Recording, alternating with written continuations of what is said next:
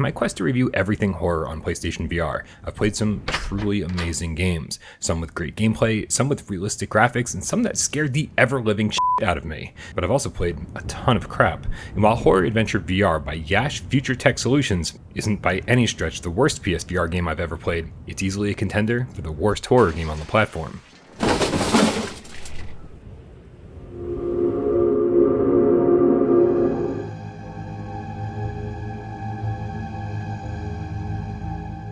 The description of Horror Adventure VR in the PlayStation Store reads, Horror Adventure VR is an interactive experience set in a procedurally generated haunted house. You're a paranormal investigator and you find yourself exploring what appears to be an old abandoned manor. You'll be able to interact with basic items and limited tools at your disposal. The procedurally generated random house will create random locations and scares for you, so make sure you keep your eyes open at all times, put your headphones on, and enjoy the game.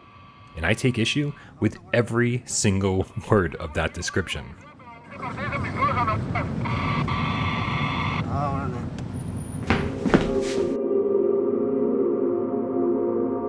First, Horror Adventure VR is about as interactive as a haunted house. You know, the typical ones where you're not allowed to touch the actors and the actors aren't allowed to touch you. Well, it's like that.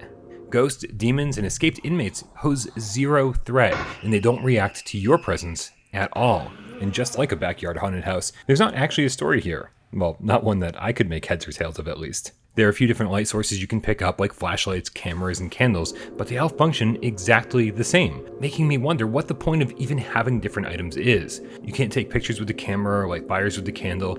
Oh, and I know this is minor, but I can't stop staring at it. You can actually see the edges of the 2D sprite box on the candle flame. Not that the rest of the game looks much better. Everything's poorly constructed, textures, furniture, paintings, newspapers. It's all just a bunch of Unity assets thrown together, and not thrown together particularly well.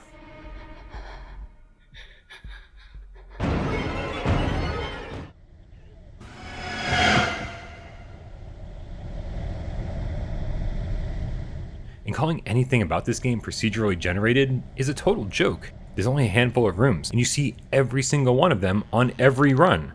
But occasionally they play out in a different order. That's not procedural generation. Every room plays out exactly the same every single time, so there's really no point of randomizing anything if the experience will still be identical each time.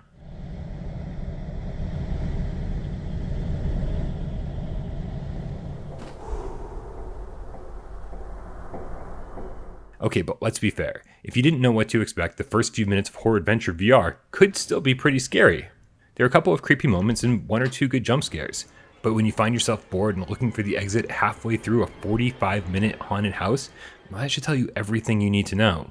If you're looking for a good laugh or just need to play every single horror game out there, Horror Adventure VR does have a tendency to go on sale for about $2. And honestly, that's the price it probably should have launched at.